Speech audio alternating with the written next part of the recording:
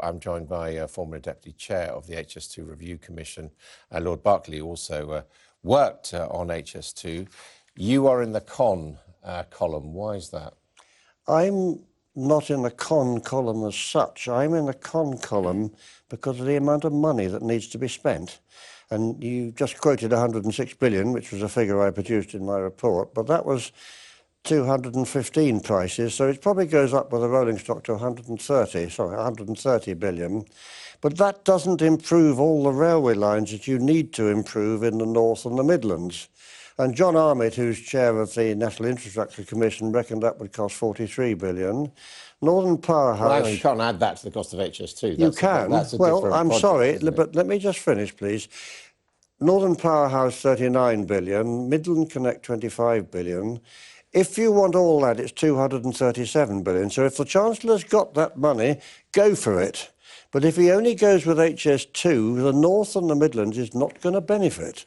And that's my worry. But I mean, the Chancellor is saying, and indeed the Prime Minister, who's in favour of infrastructure, that yes, they do have this vision of improving the rail network, particularly in the North.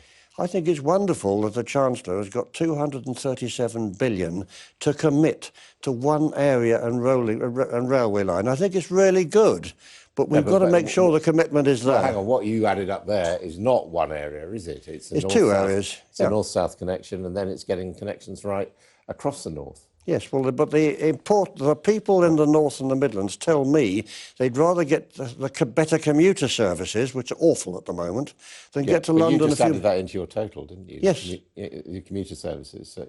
I did. That's part of the 43, 39 and 25. Yeah, no, exactly. Yeah, that's it. So it's not that this is not value for money, because that's one of the criticisms that's been made.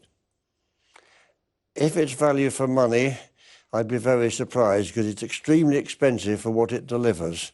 But if he's got the money, that's fine. I think you could do it for a lot cheaper. No, is it? I mean, that's exactly the point. I mean, do you think it has been mismanaged in the sense that, you know, we're spending more on doing things than we need to? I think it's been very badly mismanaged. The specification is much too high.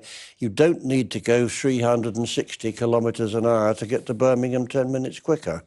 If you need the capacity, you could do it on the existing lines, or you could slow HS2 trains down to something similar to the French speeds and save probably 20% of the cost. So you're saying there isn't a fundamental capacity problem? I don't think there is. You can do a lot of work on the existing lines getting to London. But London, for most people, here is second priority to having a better commuter service in the Midlands or the North. You see, a lot of money's already been spent on Euston, for example, a massive site there, so that's doing exactly what you want. It's only demolition so far. There's no permanent works been started. And you would stop it and write off what?